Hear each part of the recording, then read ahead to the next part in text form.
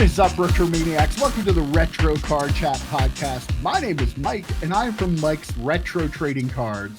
And you may have seen the video by now. The Marlins and Phillies had a game the other night. They hit a home run, and a dad went down and got the home run ball for his little boy that was there celebrating his birthday. And this Karen comes down and makes him give him the ball. And it makes me wonder, how did we get here as a society? How did we get to the point where this snot-nosed little brat just wouldn't have any respect for his elders and give this poor elderly woman this baseball? She looked like a crypt keeper. She has, 2-3 weeks tops? I don't know. This is probably her last chance to get a baseball, and he took it away from her. He has the rest of his life. I don't know, but I'm sure these two guys agree with me. They are Joe Day and EP Eric Pahalik. How you doing, boys? Man, this is tough for me because I don't like children and I don't like old people. So I mean, kind of a Sophie's Choice situation here. But I will say the look on that man's face when he jumped, when that woman was next to him, was fantastic. It was the best part of that video. So yeah, that was something else. I'll tell you what. I'm just like, where are we as a society? I mean, like, just what's happening? Like, I know these spoiled, entitled little kids. No, just think they can run the world. You know, right? He's already there for his birthday, and they're in Florida. They're Phillies fans, clearly on a family vacation that's costing tens of thousands of dollars, and then they're going to take the baseball away from this poor, retired old little lady that, again, 2-3 weeks tops, crypt keeper level there, right? She moved pretty quick for a crypt keeper when she was flying over to that guy, though. She did. Yes. Hopefully, before people clip this, I am joking, just to make that clear. But I went full on heel there. I felt it was a good time for a heel turn, but it got me thinking, this is all work, right?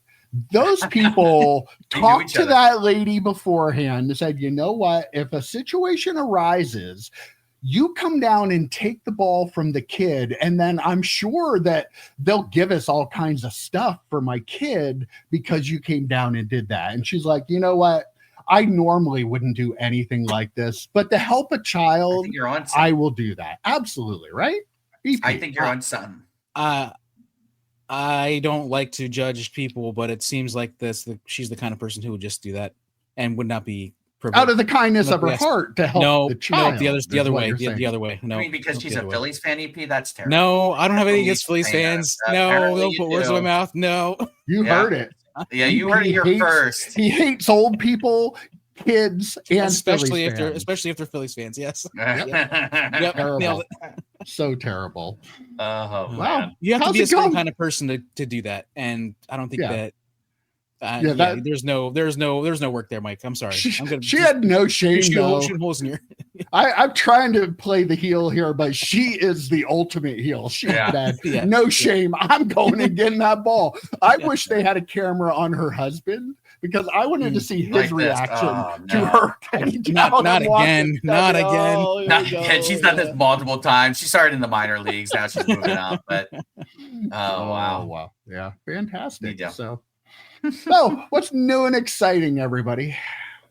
Not much. I have a couple of things at the top. First, I got confirmation from a couple of viewers/listeners that the code MRTC Payther, the adventure begins, get 10% off. It works. So people save $40-$50. How much do we get for that? We got nothing. We get nothing. We're doing it just for the viewers. For anyone complaining out there down in the comments below, we're just doing it for you. We get nothing out. We're not getting paid for it. I'm gonna have to turn up the ads that go on during the You gotta turn up the ads. Gotta turn up. Yeah. You gotta put that sucker on high. You can turn it up more. Oh my god. Yeah, they're like, you can go from 0 to 10, but then there's a turbo button, and if you hit that. I joke. We love you. That'd be hilarious if there was an ad break right when you started that. Probably will be. I really fingers crossed. So definitely, again, we're not getting anything out of it. We're not chilling for anyone. We're chilling for viewers, I guess. We're trying to get you guys to save some money on something I've used and I think are pretty cool. So check them out if you are so inclined. I texted you boys yesterday. I said, boy, do I have a story for you guys. Non-card related, but I think you'll enjoy this. So on Saturday, it was about halftime of the Pitt game, and our friend Mike Jones, that we've talked about on the show, his fiance Jamie was visiting Pittsburgh with her son because they were going to look at a college in the area. I had plans, couldn't host. I wasn't at the house, but I do have a rental duplex that have spare rooms in the basement. I'm like, you don't have to spend money on a hotel. Come here, whatever. Meet up with them, and I'm showing them where everything is. And then I said, here, let me see if the key to the back door works, so you can just let yourselves in and out if you want to go out to dinner or whatever. So we open up the back door into the backyard. It's a fenced-in backyard. Open up the back door, and I'm testing the key, and her son's inside, so to let us in if it gets locked out, if that key didn't work. All of a sudden, Jamie goes, "Oh my God, I'm being attacked by bugs." I'm like, what? No, we weren't being attacked by bugs. We were being attacked by yellow jackets. Oh God. Ooh. It was like the scene from My Girl. I was like freaking out. They start attacking me. They were attacking Jamie. Preston luckily was able to shut the door, and right. he got stung once or twice. But yeah, all up and down our legs. Oh God. Like a couple on my side. They were vicious little MFers. And I'm still like, there's a couple on my slam the door with you guys still outside? Did he like slam you guys outside? Great. No, we told him close the door. Save yourself. Yeah, save yourself. So we ran out of the yard. They were still like attached to us, and we're like swatting them away. But holy shit, thank God none of us were allergic. But yeah, that was how my Saturday, and I was hungover from Friday night. So let me just say, it was a rough weekend. But yeah, all up and down my legs. Those suckers do not mess around. Sting. So I think what happened, because I asked my tenants, I'm like, did you know there are yellow jackets in the backyard? And they're like, no, we use it all the time. We've never seen that. What I think happened is it was attached to the door, like their nest. And when I open it up, because they don't use that door ever, when I opened it up, it released them, or it knocked over. Angered them. Angered them. Holy crap, man. Well, I'll tell you what, exterminator. I'm definitely sending one over, because those suckers are gonna pay for what they did to me. This isn't personal. You're not gonna go get your own bug spray and go over there and take care of them yourself. Personal. This is personal. No, I'm having PTSD from that attack. I like jarred myself awake Saturday night / Sunday morning, and was like, oh, is there I really thought there were bees on me. It was a weird experience. But yeah, so Jamie, hey, thanks for always letting me stay in your house. Maybe next time bring scorpions or something to balance out the bee stinging I gave you. But yeah, she was pretty bit up too. We had to go to CVS and get some Benadryl. Oh gosh, jeez. Yeah, it was bad. It was rough. But yeah, be careful out there, kids. You never know what could be around the corner. Wow. I hear flamethrowers work really well to get rid of. I thought about that. That was either that or a hose, and just start hosing them. Moments after, you're like, I got to take care of this, and flamethrower is probably one of the top 3 things pops in your head. Yeah, definitely. I can see that. Now you mentioned a hose. I actually had yellow jackets in a underground nest, like under my air conditioning unit, and they were flying in and out just nonstop. And I took a hose and I shoved that down in there, and I let it run for like half an hour. I let it run for so long that like I'm on a well and the water inside was getting dirty.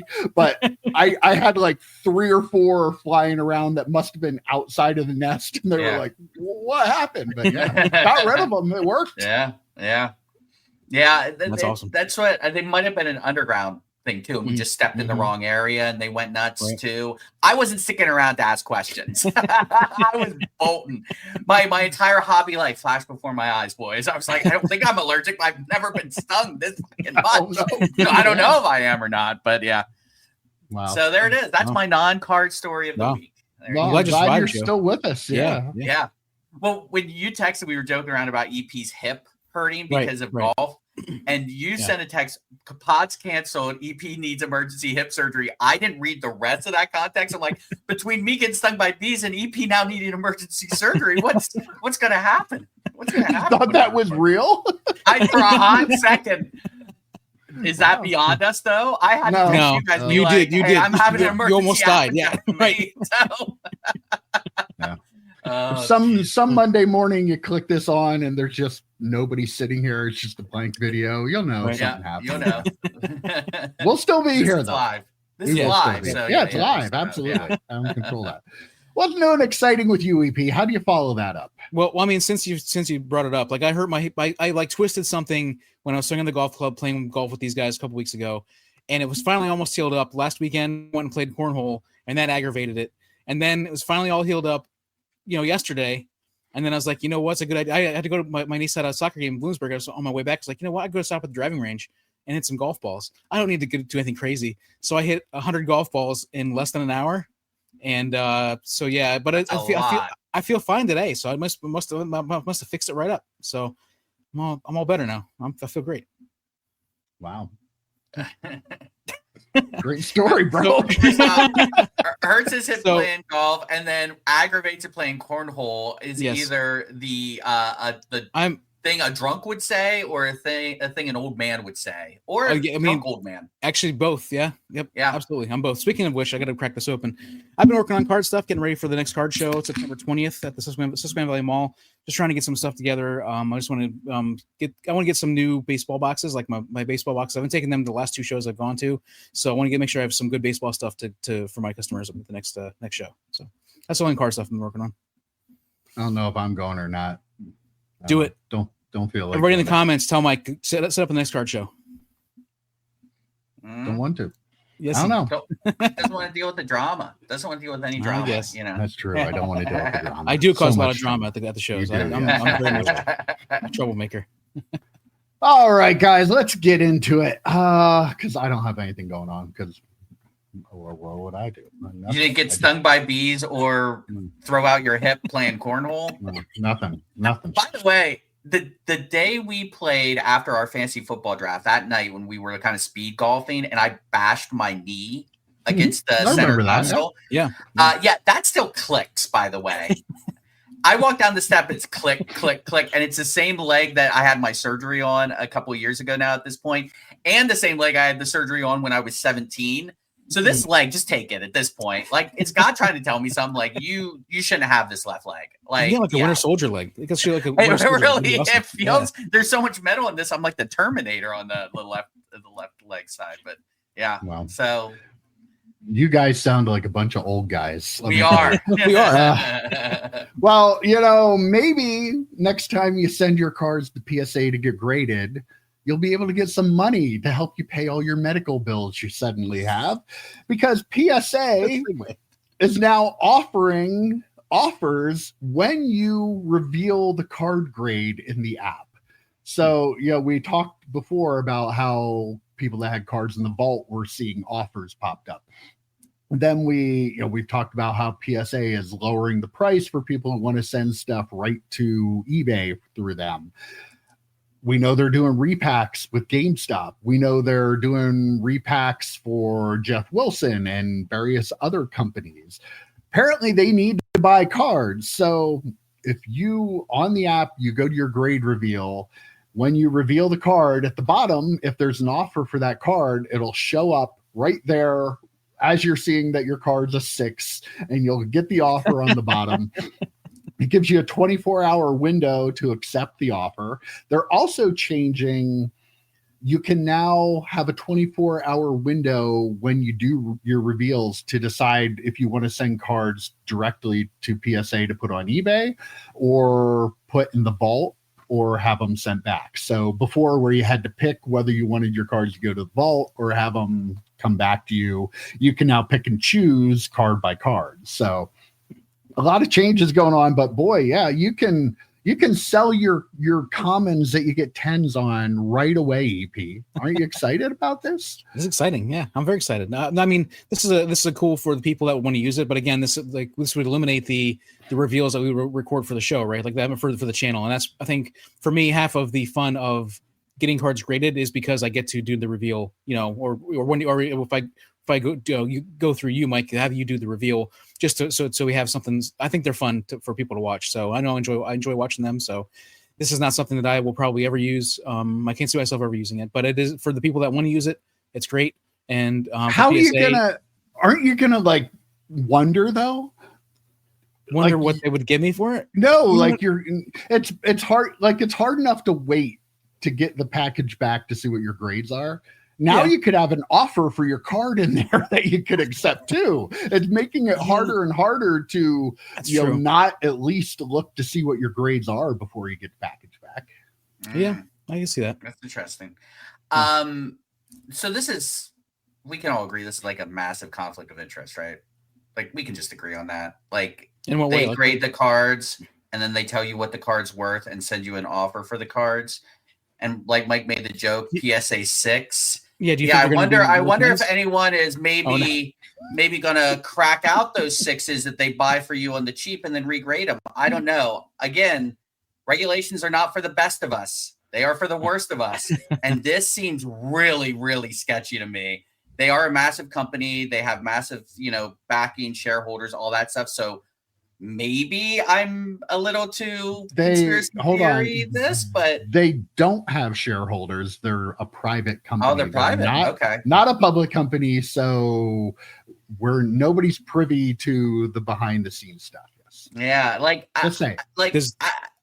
In the absolute worst case scenario, because we see so much sketchy stuff in the hobby, the first thought I had was, man, oh man, this feels like iffy. This feels iffy at best. Again, I don't know if they're going to watch those cert numbers. I'm curious of people that sell them and it's a lower graded card, like an 8. Watch that cert number to make sure it's still a certain make sure that's the card that goes to, there. But you don't know. It's not just going to their eBay page. Yeah. It could be going to a repack or something like that. I don't know. It just seems it could be sketchy. And I'm not a fan of that. I mean, the sketchy part to me, I won't put on the hat because I won't go quite that far. But the sketchy part for me is they're making money off you when you're grading the card. Then they're going to make more money off you. They're going to make more money again off of you when they either sell it to a repacker or provide it to the repacker or that sort of stuff. And that's like one of those things that we ding on Fanatics about. Like Joe,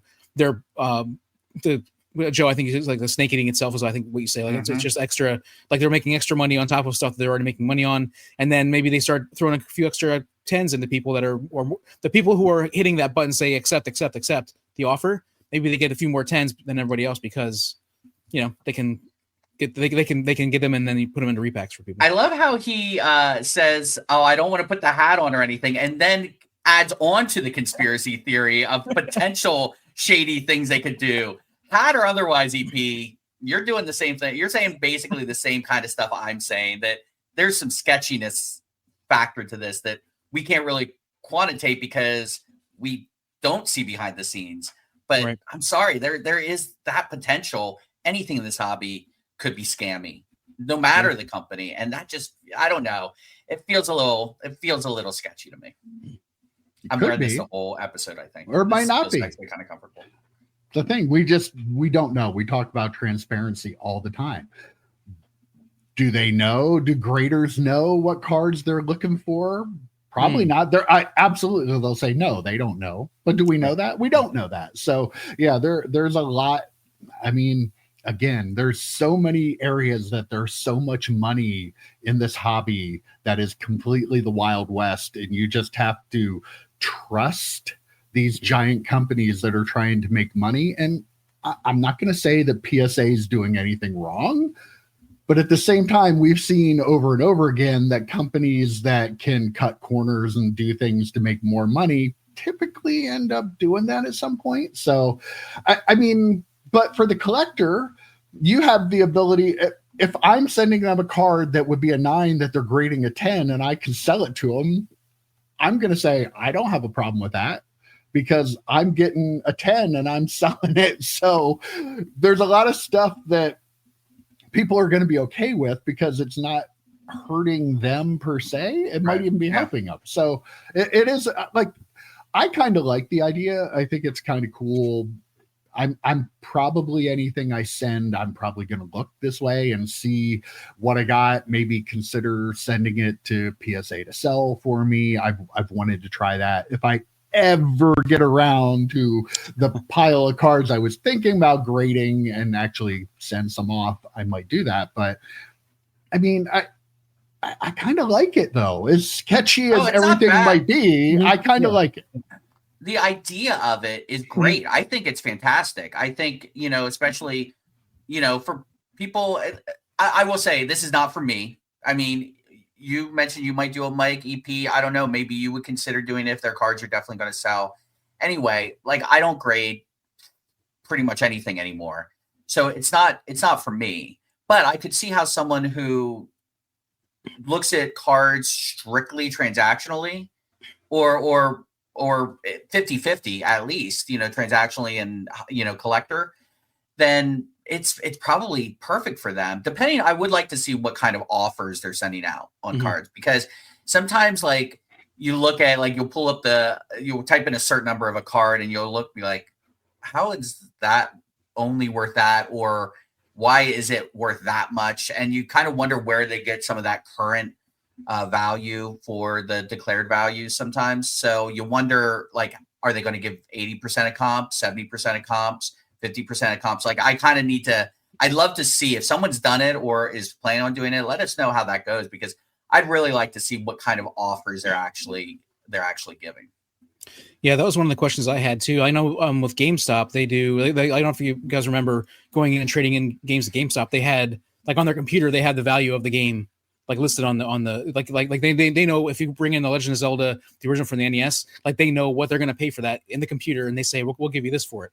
And I wonder if that's what they're going to do with these cards, and they're going to be, because they need to then buy it and then resell it. So they're buying it at a discount and then reselling. I wonder what the numbers. The repackers pay some of the highest comps, don't they? Oh yeah, they do. They do. Yeah. So if they're doing it for repacking purposes, I mean, they probably would go for, I think repackers pay a lot of the times like 70-80% of comps. Yeah. A lot of them, I've seen people that say they pay 90% on better stuff.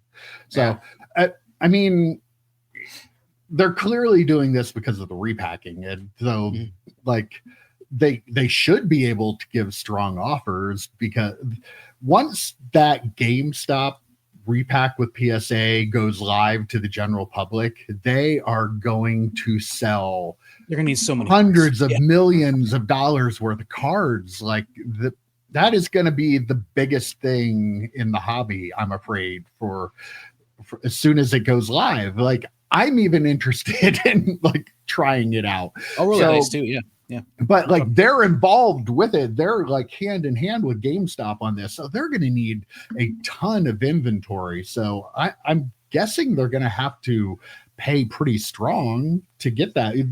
They're competing with people who go, oh, well, I know, this guy who's a repacker and he pays me 90%. So if they're offering me 70%, I'm not gonna take that. I'm gonna sell it to my repacker. So there's a lot of competition out there. I feel like they're gonna have to be strong.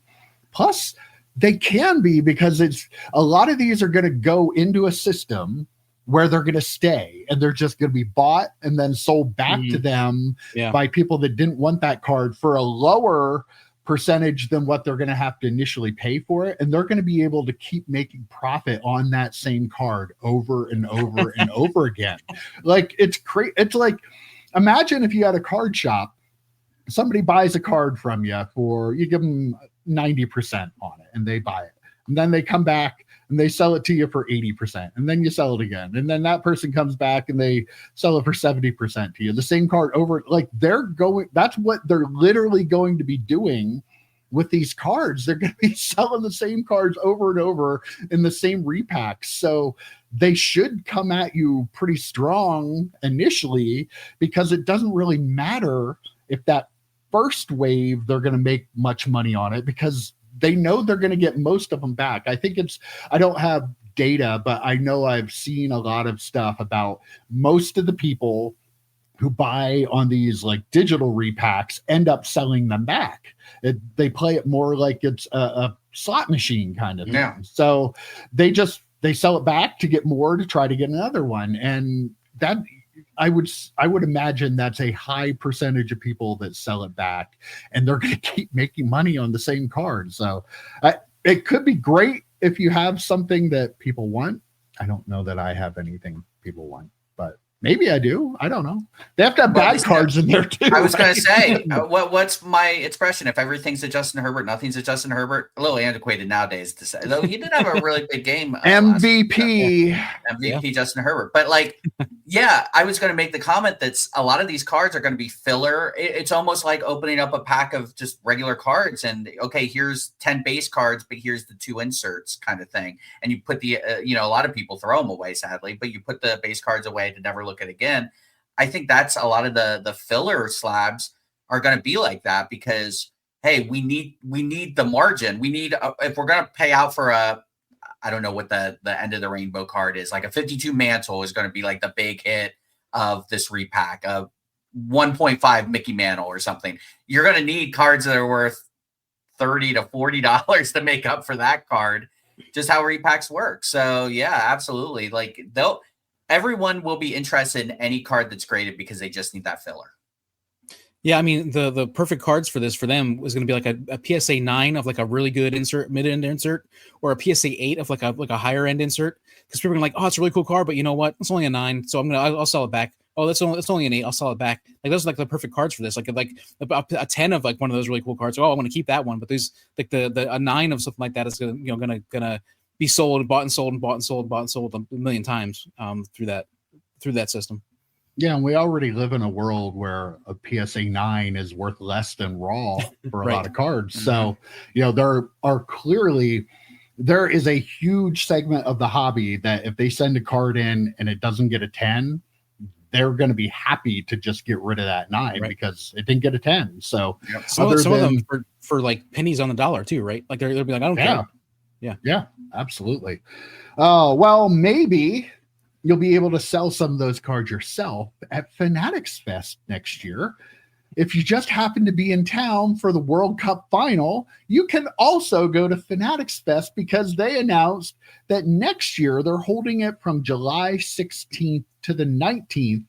New York City is hosting the World Cup final. That coincides with the weekend of the World Cup final. And it's also like a week and a half before the Nationals starts. But yes, they moved the date to coincide with one of the biggest sporting events in the world. I don't know. Seems to me like it might be a little more difficult to like get around, find places to stay, not cost a fortune. I could be totally wrong. I'm sure people that get paid a lot of money to make these decisions probably have the reasons for doing it, but I'm not going anywhere near New York City during the World Cup final, even if it's for Fanatics Fest. I wasn't going to go there in a random weekend in July anyway. Like, you know what I mean? Like, but you make a really good point. Like, all those hotels are booked for people coming in for the World Cup. Like, I can't imagine getting around would be easy. All the Ubers are going to be super high priced. All the taxis are going to be super surge pricey and all that stuff. That is going to be a bear to get around. I looked at hotels. There are still a lot of hotels to book because it's New York City, so there are a lot there. Right. But the price that they're charging for that weekend was a lot of the ones I saw were close to almost double what they were for like a month before. I randomly checked like a month before that too. So yeah, it's going to cost you a lot of money if you're staying in New York City and you're going this year because of everything going on. It just, I understand they probably want to draw new people in because it's really not a card show and it's not for us, the card people. We know this. So it's to get, casual fans, soccer fans, people there for the World Cup to come do this. But it's definitely going to be a missable show if you're a card person. Yeah, this wasn't for, like you said, Mike, this is not for us, but also not for American fans of Fanatics, Americans. I mean, as much as it could be, this is more, they're trying to draw in all those people, the global people from the World Cup, all those soccer fans with very deep pockets that are going to be staying in those overpriced hotel rooms and taking those overpriced Ubers to be able to go to Fanatics Fest and pay for overpriced cards and pay for an overpriced experience. So that's what all set up for. I also wouldn't be surprised if there's some sort of soccer deal or big soccer product that they come out with to coincide with it as well. Oh yeah, It just kind of like just like blow it out. I mean, it's a huge deal. I love that the World Cup is coming to North America. We're gonna have a couple games being played, in the States and stuff. And I think that is really cool. It's a good idea for them to piggyback on top of that, from their perspective and from the marketing and all that sort of stuff. Yeah. But as far as the normal person, the normal American people that kind of thinking maybe this year I'll go to Fanatics Fest. Don't do it. That's not for you this year. It's going to be crazy. It's going to be bananas. And I bet you the dealers like the Jeff Wilsons and the card collectors too, who will be set up at that for sure. I guarantee you they're going to start buying soccer cards now, right? Mm-hmm. Like they're going to start buying soccer cards. So that's what they have there, high end stuff. And like that's the thing. If I was like just selling football cards, not football, but football cards, right? I would likely just stay home that weekend. Did I break you guys? A little bit. But yeah, if you're not selling soccer cards, definitely take that show off. Soccer cards, or what was it? Other football cards. I love it. Oh, I love it. Yeah. What about it being scheduled like a week and a half before the national? Oh yeah, that's so close. Yeah. And I think I read somewhere too that the Dallas card show or something is the same weekend. So wow. Yeah. Yeah, for all the we're not competing with the national, you might not be, but you're definitely doing something that might take a little bit of interest away from people. I don't know. And this is the perfect way for them to do it. It's we're only doing it because of the World Cup. And then next year they can say, oh, well, it turned out so well that weekend. Let's do it the same weekend going forward. So this is their foot in the door. No. It's just because it's the World Cup. And then they're like, well, I mean, we rented it out, the Javits Center or whatever. We rented it out for 2 years in a row. We have to do it on the same weekend. And they're just going to keep doing it. And it's going to absolutely pull interest away from the national. Like there was concern about that when it was like, the month before or a few weeks before. Now it's like, would you say a week and a half before? Yeah, especially if you're, like you said, EP, if you're going to be shot, Fanatics Fest is the big cards. Like you're not going to go in there with 50-cent boxes. If you're that type of person, you laid out a ton of money to have that New York experience, go to Fanatics Fest, buy some high-end soccer cards. I mean, you're not going to go to the national at that point. I wouldn't think, so, but the folks that collect like football, that collect baseball, basketball, maybe the national will make more sense for those folks to go to because I can see a emphasis on soccer cards at Fanatics Fest. Yeah, I'm with you on that one because someone's throwing it all the way. They're going to get they're ready. They're getting their soccer cards. Yeah. Wow. So I think I agree with you, Joe, that I feel like this. While I agree with Mike that this is they're competing with the national. I feel like this year it helps the national in that the people that were like, oh, maybe I'll go to Fanatics Fest this year. I feel like they can only go to one trip. They're like, well, I'm not going to go to Fanatics Fest with all this other stuff going on. But now we'll go to the national. So I wonder if this will help the national this year. But again, if they all of a sudden figure, Fanatics Fest was good that last time, and they'll be directly competing, like people will have to make that choice, a really hard choice then. No, the next year, or the year after, that's when there's going to be a difficult choice. But I think this year it could be really good for the national, and the fact that people aren't going to choose to go to the other one, they're going to go to cards. People will not choose to go to Fanatics Fest if they're just the cards. Like I think Mike said that in his intro, and they'll choose to go to the national instead. Yeah, I think I agree with you too. It could be, good for them because the real card collectors would be like, no, I'm not. There are a lot of people. We live in Pennsylvania, so like going to New York City is not a big deal to me. There are a lot of people in other places in this country that are like, I don't want to go to New York City to begin with, yet alone if it's going to be like full of people because something huge is going on. So, I think. I don't think it'll hurt the the national just keeps getting bigger and bigger every year. So why would we think it would hurt anyway? It's not really a card show. It's not really competition for it. If you want to buy a card that's under $1,000, you're not going to go to Fanatics Fest anyway. Right. So you're going to go to the national. So I think the national will be fine. And soccer fans are even a whole different level of fanatical too. So I wouldn't want to be in an enclosed area with them anyway. So, but Did you guys hear Caitlin Clark is out for the year? Maybe now we can finally buy her cards because they're all going to be worthless because she's out for the rest of the year. She has a groin injury, and guess they're trying to play it safe, make sure she doesn't injure it worse. But all her cards are going to zero. I've seen it. They're going to zero. Buy the dip. This is the moment we were waiting for, right? Seriously, though, is there going to be a dip? Do we think there'll actually be a dip? I mean, I suspect there was a dip when Wemby got hurt, right? Oh, yeah. I would suspect there was a dip in his cards. Yeah. I mean, I don't think he's come back yet from that dip. Yeah. No. I mean, we've talked about how different and special she is because of the sport she plays, and just there's never been someone as relevant in pop culture in the WNBA, I don't think, than her. Again, it's the Wayne L. Day test. My grandfather knows who she is.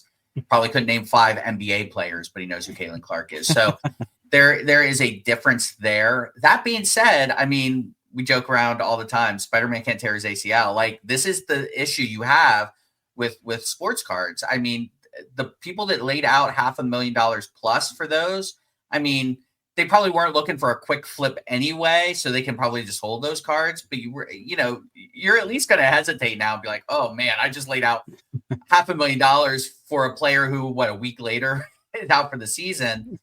And depending on the injury, I honestly I don't know if this is something that could be a long-term thing. Like, it's not like she tore her ACL or Achilles or anything like that, but like, I don't know. There's always going to be that question, and the way she gets thrown around on the court, there's always going to be risk of injury for her. This is the second injury she's had this year, right? Didn't she come back for a little bit after an injury? Mm-hmm. They kept her out for a couple of weeks, and then now she's done for the year. So, I mean, at this point, yes, I think there's going to be a dip, but I don't think it's going to be as craterous as other athletes, especially like a Wemby, because there are other big players to collect in the NBA. So, okay, we can stop collecting Wemby. We can go and collect some other current players.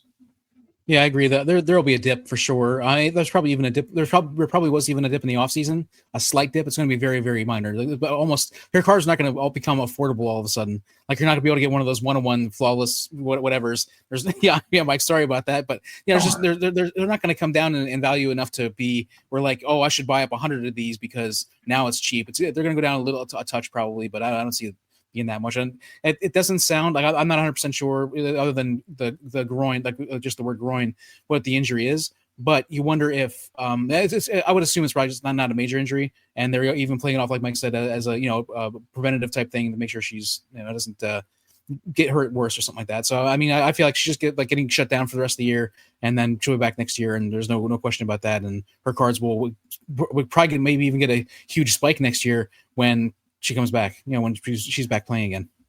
That's possible too. Mm-hmm. Yeah. I think we should take our money, pull it together, and buy a really big Caitlin Clark card, though. All right. I wouldn't be opposed. Wait a couple weeks. Let the I was gonna say, out of sight, out of mind. See once they get close to zero. Wasn't EP supposed to be doing a Tatis project for us that never panned out? Like, weren't we going to pull our money? And EP never does what he tells the viewers he's going to do. That's true. That's true. That is true. He doesn't care about I'm the worst. I'm the worst. I'm the worst. The worst is your burner accounts that you have that you comment on all our videos. Yeah. We know. We figured it out. You guys found out about those? Yep. Same IP address. We figured it all out. Yep. Oh, I didn't get to this one last week, but I wanted to talk about it this week. Target, the store Target. Target. Yeah, Target, if you will. They are on pace to sell over $1 billion worth of trading cards in 2025. That is up 70% for them.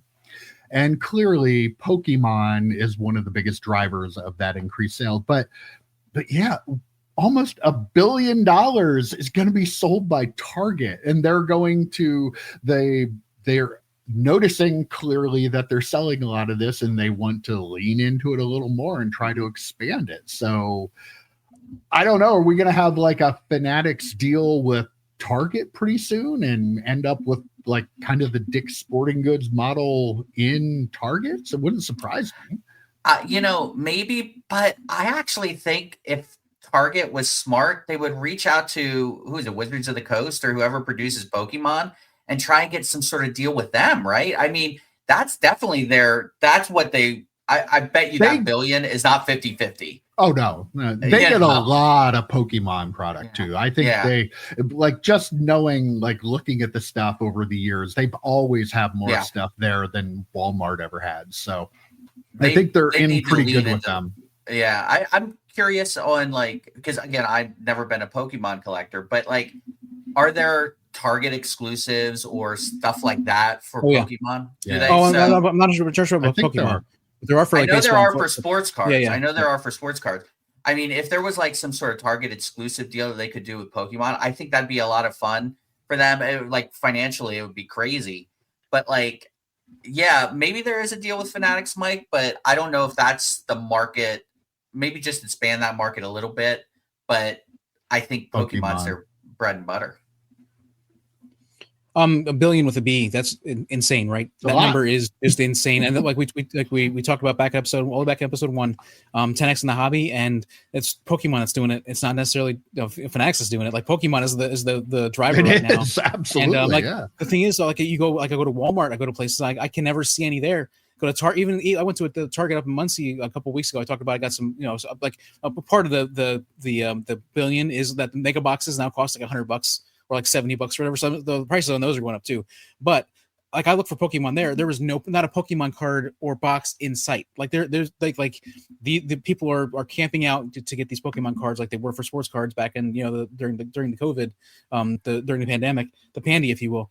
And so I feel so that is definitely driving that. You were talking about the making a Fanatics deal, but could you see it wouldn't be a shocker at all if they make a similar deal to games like GameStop. And they have a PSA, PSA drop-offs, that sort of stuff. You could see this growing into more of that kind of thing. If there are that many people buying cards from Target, that means that's a focused, targeted thing. Just like with eBay being such a big card seller, you start to look at your business model and you say, well, what else can we do in this space? And PSA would be one of those things where we can just have drop your cards off, send them to PSA 100%. That'd be easy. CGC reach out to Target. Oh yeah, you're just number 2, and your slabs are pretty synonymous with TCG cards and non-sports.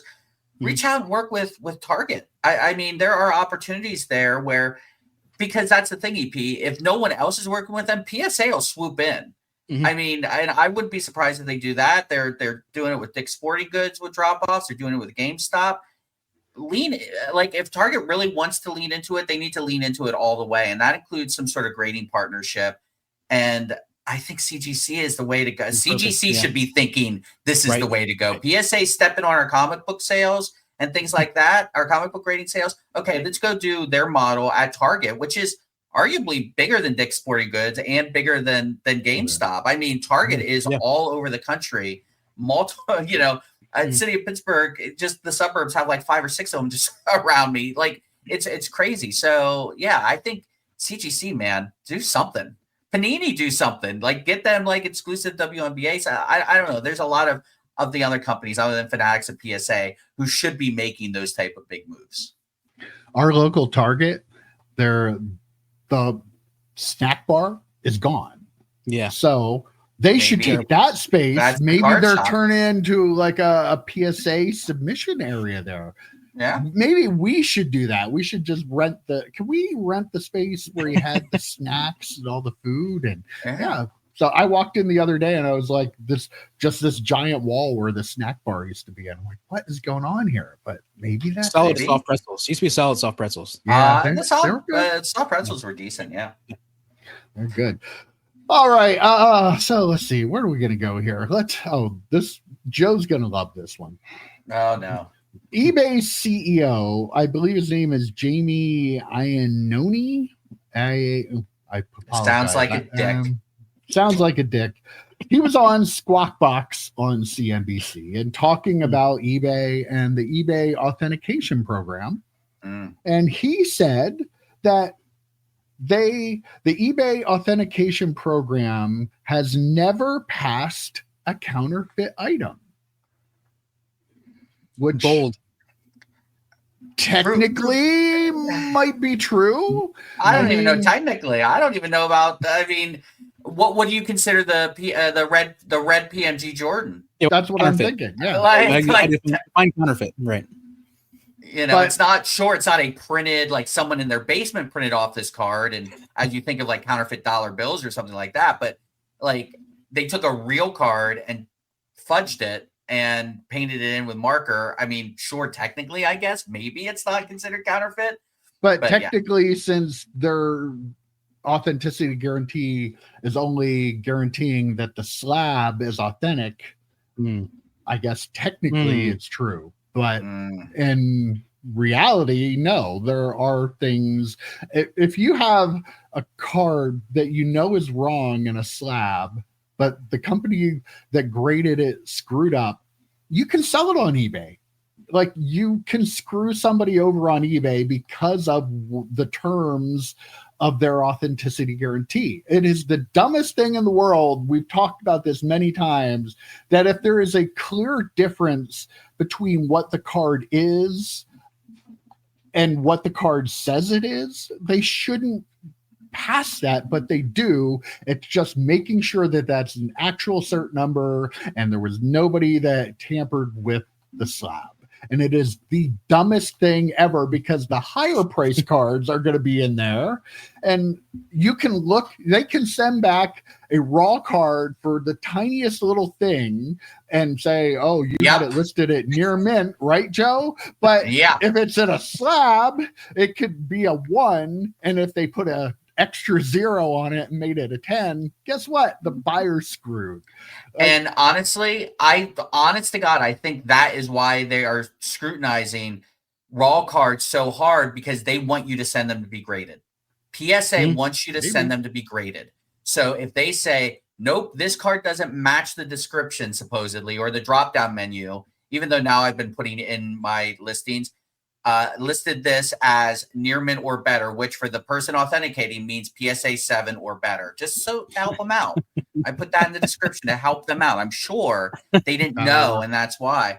But yeah, you could take a card in a PSA 10 and shake the crap out of that slab, and the card gets all mangled on the inside.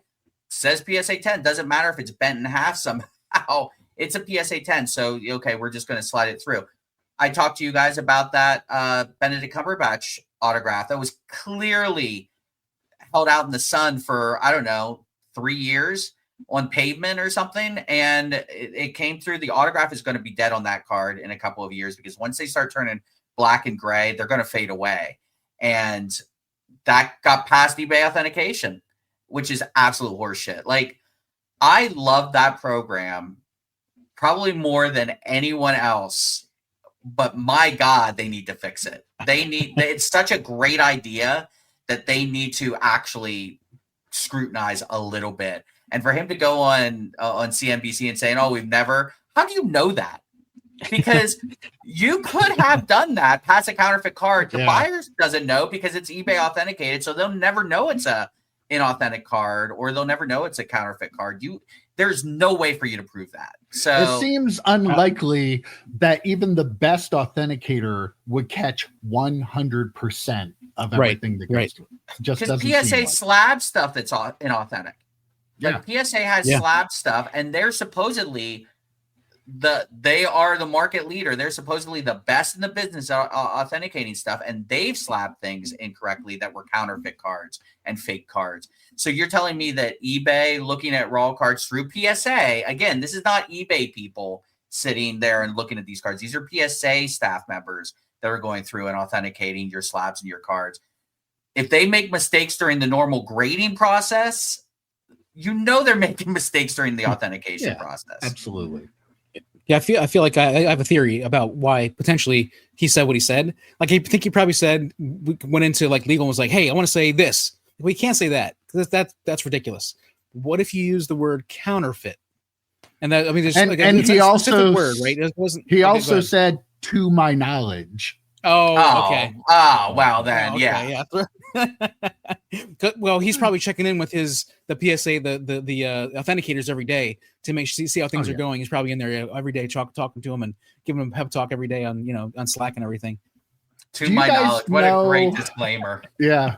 Do you guys know, though, I'm not sure how the process works. If you want to send a card you buy on eBay to get graded, like right through eBay, does it have to pass authentication first and then it goes to PSA to be graded?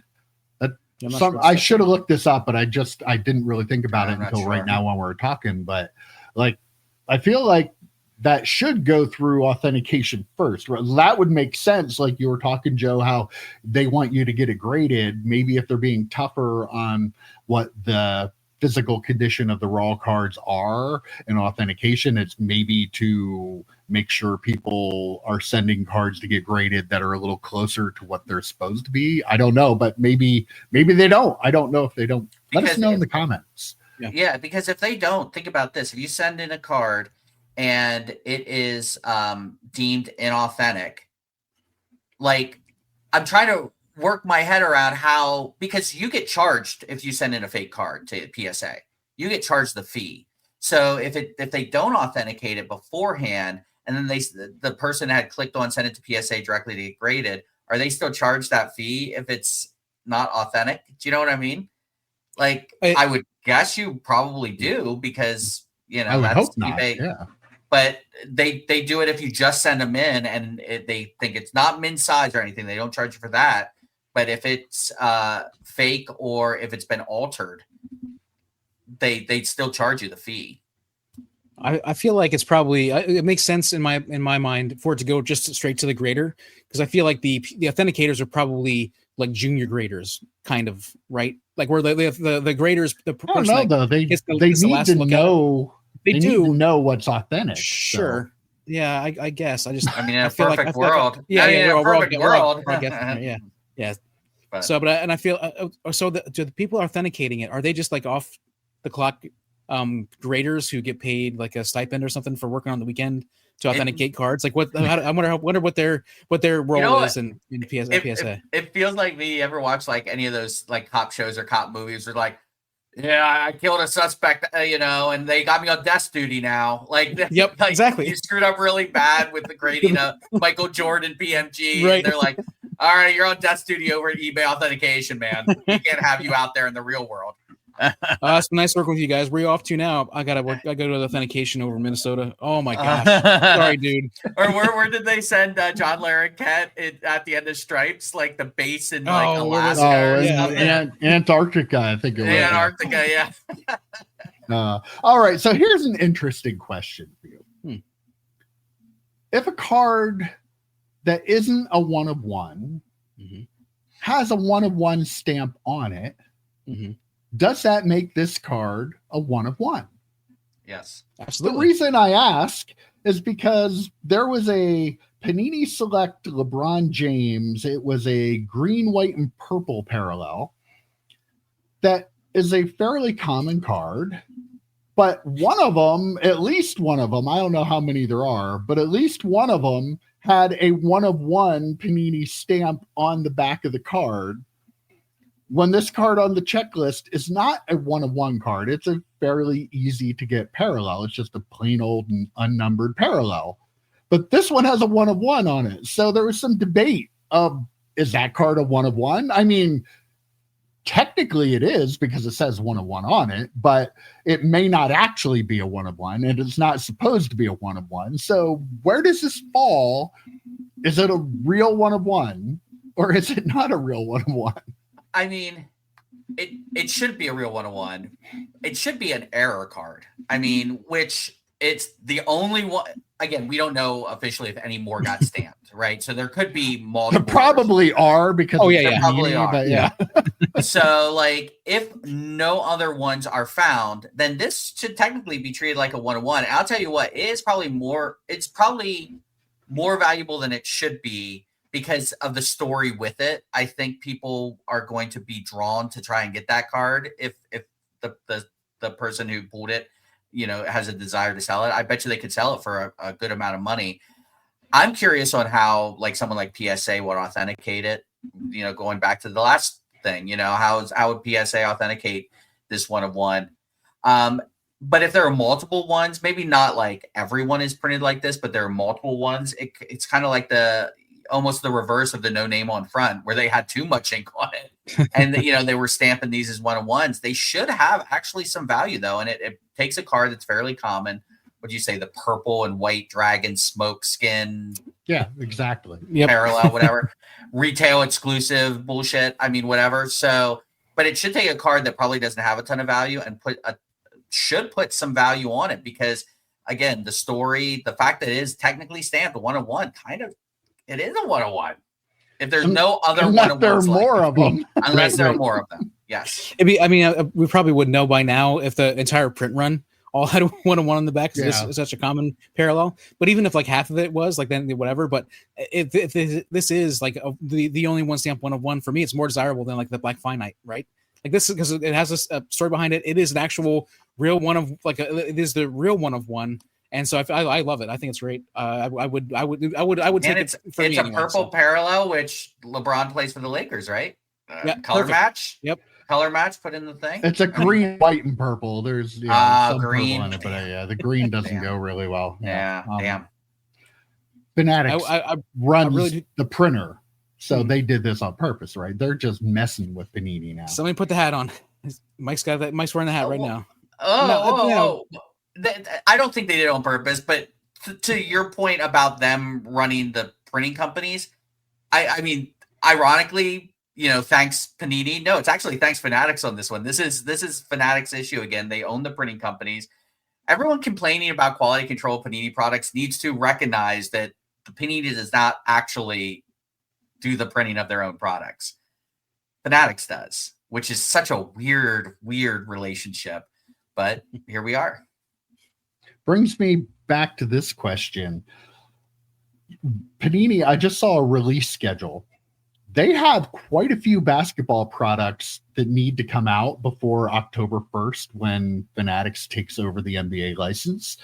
A couple of the bigger sets, too, they had coming out were to be determined. What are the odds that some of those sets don't get released because Panini can't get the product printed by the company that Fanatics owns a stake in to get the cards printed? Do you think we might see that? Will they let them put them out? We might see a lawsuit if that's the case. I wouldn't be surprised if the company that Fanatics owns a stake in, a printing company, is the company that's holding these products up. And I mean, whether or not it's true, they could say, oh, well, Fanatics has a lot of products. They're a bigger, they are our parent company. We have to do these first. I don't think Fanatics would do it intentionally because of the potential lawsuit.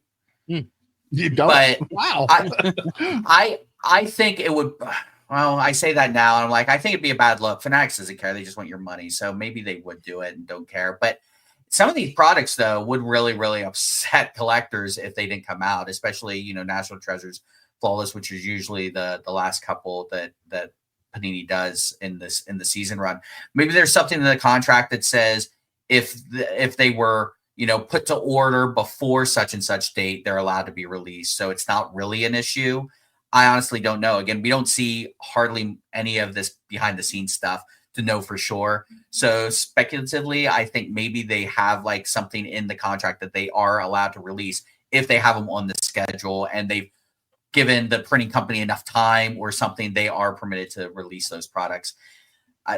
Fanatics, just let them do it. Just, you're going to have everything next year anyway. Just let them release them so that people can actually, enjoy cards maybe.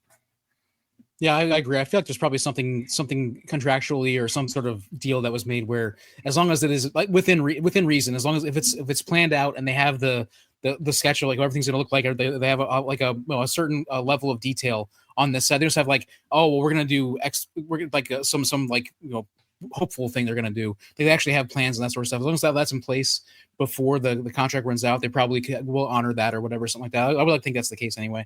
I'm not sure. But I mean, the number of Chrome products they're putting out, like Sonic, Supersonic, Black Chrome, whatever, everything is Chrome wrestling, Chrome tennis, all these things that are coming out. I mean, it seems like they're just like, hey, we got to print another new product. So sorry, Panini, but I could see that being an argument. But I like to think that there's probably some sort of contractual thing that'll allow them to things that are kind of like more solid than just a dream. hopes and dreams. I'm really disappointed you didn't mention Chrome SpongeBob. That product said to me after we didn't get it. I know. We tried to get it. We tried to get it try. for you guys, but we didn't get it. Okay. We haven't gone over grading numbers for a while, but there were some interesting things in here I want to get to. So for August of 2025, PSA graded a total of 1.6 million cards. That was down 1% over the month before and up 19% from 2024. CGC did 438,000 cards.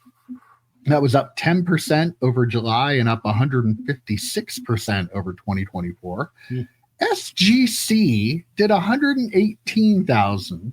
They were down 23% over July and down 29% over 2024.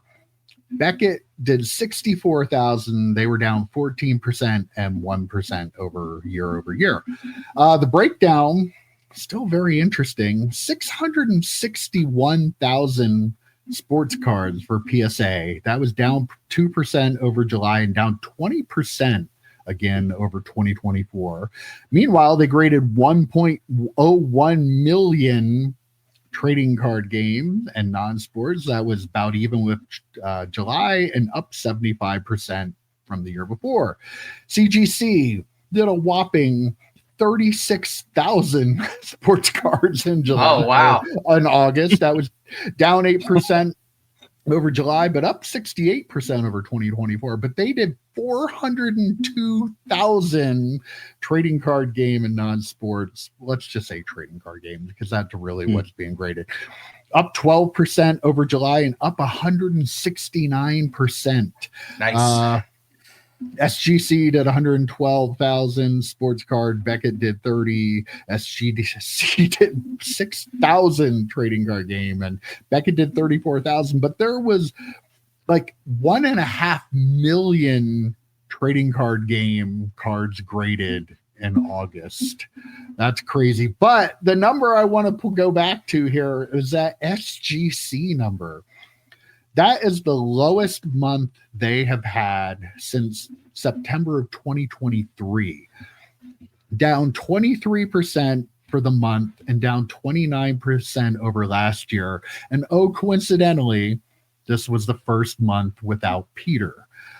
I know that people are going to fight me in the comments, but I'm going to say it again. SGC is not going to exist. I understand people like to grade with SGC. They're a good grader. They gave you consistent grades, but that SGC is not there anymore. SGC, please tell me in the comments if you're somebody that gets mad at me when I talk about this. What does SGC bring to a company like Collectors when they already own PSA? What benefit does PSA have in keeping that around? What makes them a boutique grading company? What has Collectors done to rebrand SGC into a boutique grading company? I play guitar. There are a lot of boutique builders in guitars. They're individual builders that hand make guitar amplifiers or effects pedals or guitars. And they're incredibly expensive because they're limited, because they're being built by hand by somebody with a lot of knowledge. What is left at SGC that makes them boutique? Their good graders are gone to PSA already. I'm sorry, they just are. They are more of a benefit to PSA by taking their graders, which Joe said from the start, and taking their office in Florida and using that to continue to grow their company. I am sorry. I know people are going to be yelling at me in the comments. Go ahead and take it, but answer me. What benefit is there to Collectors by keeping SGC around? Their numbers dropped by 25% in 1 month with Peter gone. People are going to bail. I'm sorry. I wish it wasn't the case as well. I liked them. They were very good. They were probably the best all-around grading company, but that company's gone. It's just not the same. My rant's over. Yell at me in the comments. Don't take it out on these guys. I'll take the brunt of it. But there we go. I appreciate that, though. I've been saying for a while too that they're gone. I gave They're done. What I say, a 6-month window, like a few weeks ago. At this point, I said over under 6 months when they're actually closed. See, that's a greater flying out of there. He's getting out of there. Yeah, they want nothing to do with it. Sorry, guys. So for those of you who haven't seen the movie Pretty Woman in a while, what Richard Gere did as a job was to buy companies and break them apart and sell the parts because it was more valuable than having the company itself. Didn't think you'd get a Pretty Woman reference at Monday morning, right? Did you? But that's what PSA and collectors did, or collectors, I guess you could say. They bought this company to tear it apart and use its pieces because that's more valuable to them. Those graders, as good as they are more valuable to them. And it does not shock me that their numbers are the lowest since 2023 because no specials, no grading at the National. The only major company that did not grade at the National. Graders, the turnaround times are slower because all the graders, the good ones especially, are going over to PSA. So it does not shock me. The only thing boutique about this is it's now small. It's smaller than it was. That's the only thing that makes it boutique. I don't even know if I said 6 months a few weeks ago. I don't even know if it hits that. I mean, as these numbers, and then PSA can go and say, or collectors can go and say, oh, well, we're just losing money now because they're not grading as many cards, even though the reason they're not grading as many cards is because you've pretty much plucked their bones dry of any good graders, and you won't allow them to run specials. You didn't allow them to grade at the National, and you basically, I'm sorry, Peter got fired, right? He didn't step away. I'm guessing they said, we're going to shut this company down. You can step away and make it sound like you're stepping away, but we're SGC's not going to be I don't here. think he got fired, but I think he was frustrated because that company he worked to grow is clearly not going to be allowed to grow. Yeah. So he's like, okay, I guess not fired, but the classic, we're going to shut down the company, do the math. So you can say you're resigning, but if we're shutting down the company that you're in charge of, what do you think's going to happen? Put him as a junior grader doing eBay authentication. What are we going to do? He's jumping off the sinking ship before it completely sinks. Yes. So yeah, I mean, it's a shame. I don't think we got too much pushback when we talked about SGC in the past. I know some content think we're crazy, which is weird. Like, I'm the one who started saying it was going to get shut down, and so I didn't know you were getting any heat for it. But I appreciate you guys giving Mike heat. Usually, I get heat for things EP does for some reason, but I'm glad we bounced. I'm glad we're bouncing it over here.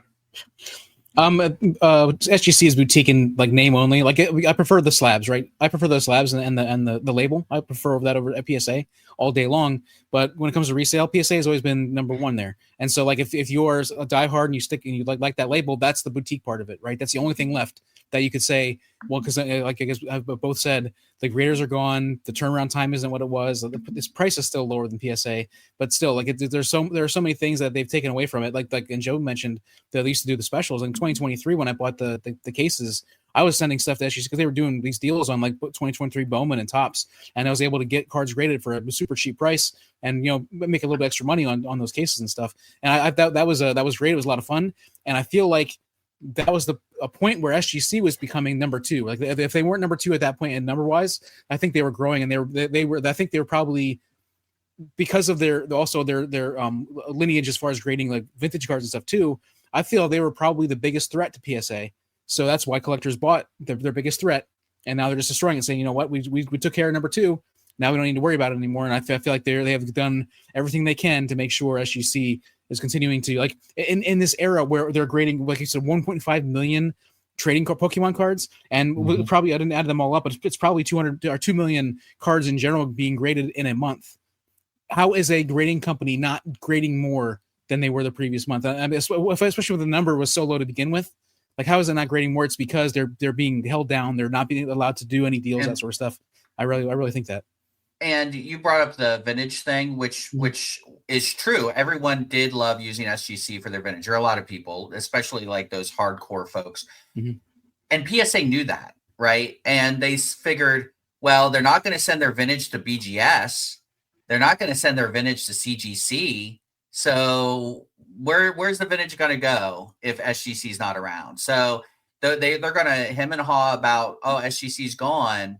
Those true SGC, I don't want to call them fanboys because they're not as bad as some other grading company fanboys, but they're fanboys. You're a fanboy.